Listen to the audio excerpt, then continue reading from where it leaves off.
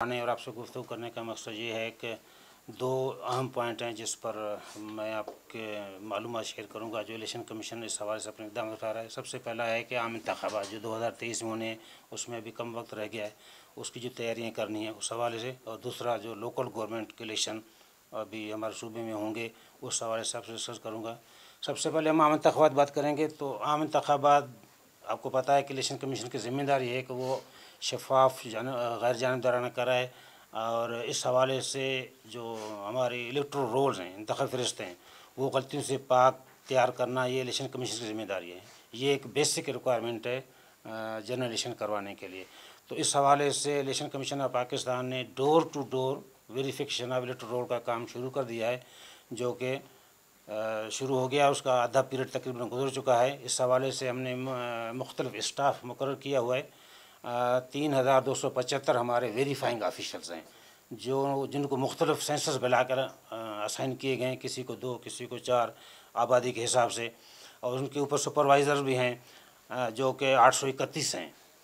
वो उनको सुपरवाइज़ करते हैं, उनके काम की निगरानी करते हैं, और उनके ऊपर हमारे असिस्टेंट रजिस्ट्रेशन ऑफिसर साहिबान हैं वो 278 हैं जो कि एजुकेशन डिपार्टमेंट से लिए गए हैं।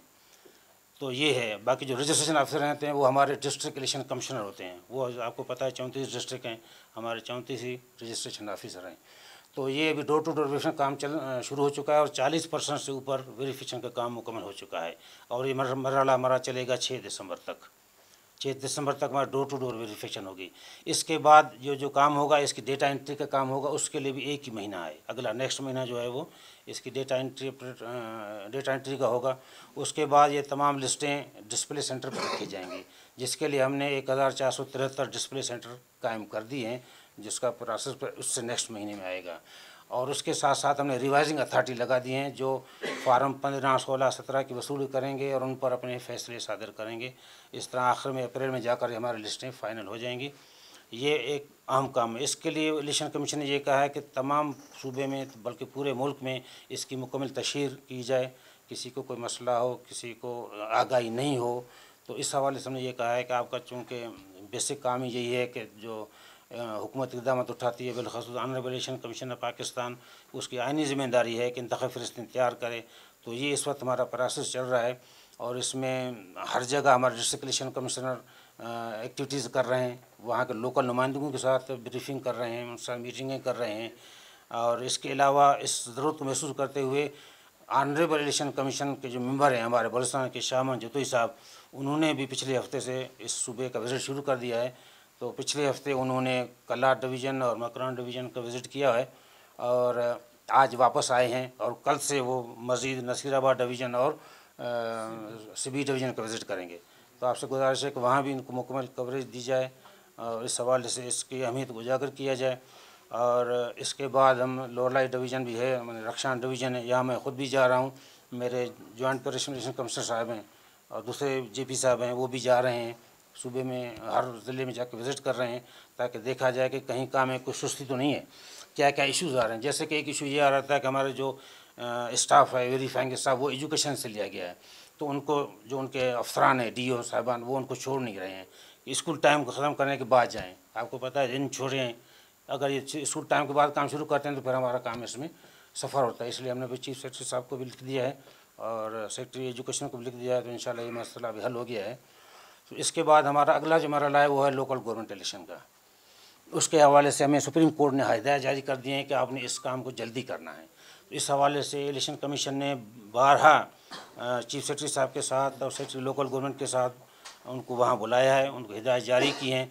तो इंशाल्लाह ये काम अभी नेक्स्ट, और आपको पता है कि इसका शेड्यूल भी अनाउंस हो गया है। 6 दिसंबर से डिलिमिशन का काम शुरू होगा।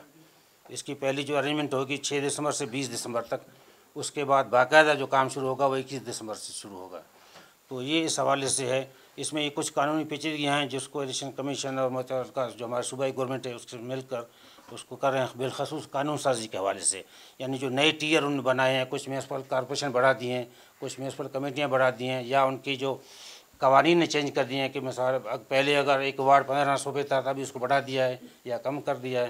तो इन चीज़ों को फाइनल करेंगे। ये इस हवाले से बातचीत चल रही है। तो ये इस वक्त हमारा काम चल रहा है।